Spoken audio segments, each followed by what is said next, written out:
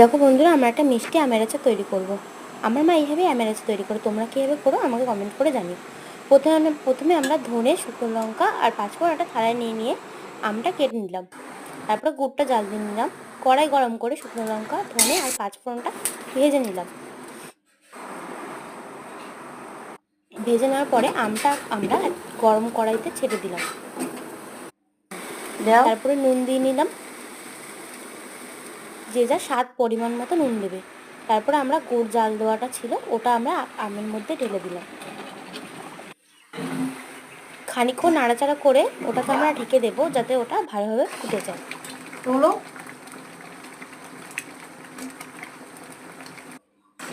তারপরে আমরা গুঁড়ো করা মশলাটা এক এক করে আমের উপরে দিতে থাকলাম।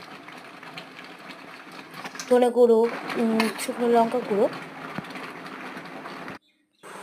এরপরে আমরা আমের আচারটা নামিয়ে নিয়ে খানিকটা ধনে গুঁড়ো দিয়ে দেবো আর শুকনো লঙ্কা গুঁড়ো, মানে আমরা চিলি ফ্লেক্স দিয়ে দেবো, কারণ শুকনো লঙ্কা গুঁড়ো আমাদের বাঙালিদের কাছে চিলি ফ্লেক্সই হয়ে যায়। প্রথমবার ভয়েস ওভার দিচ্ছি তো, তাই হয়তো খানিক বেঁধে গেছে, তোমরা একটু ম্যানেজ করে